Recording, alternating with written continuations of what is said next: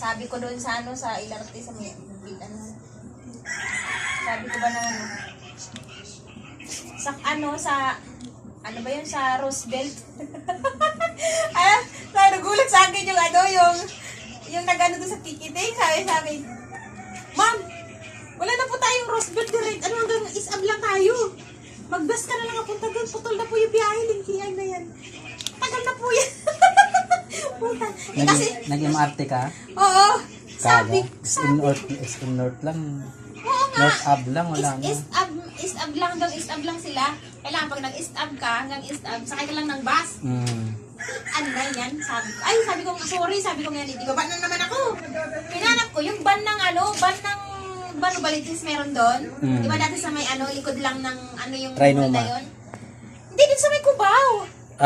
Sa may sa Farmers. Oo, di ba doon sa likod lang yung mga ban doon, napuntang Balitis lang.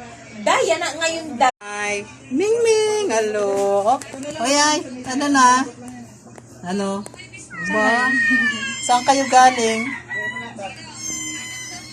Hanap ng, Hinimutan niya. Sandali. Sabi ko, sige ba sa makarating tayo ng mabilis? Puta na yan, di ba? Bill namin po 245. Ano yan?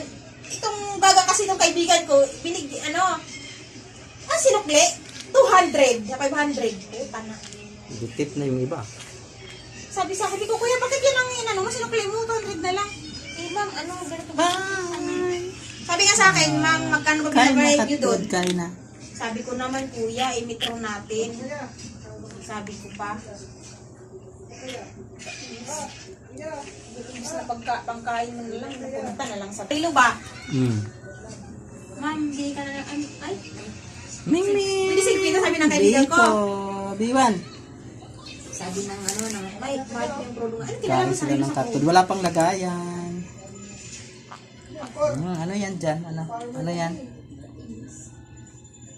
Sarap, ibutong pa naman ako. Ano yan? Minsan mga taxi driver, din yan.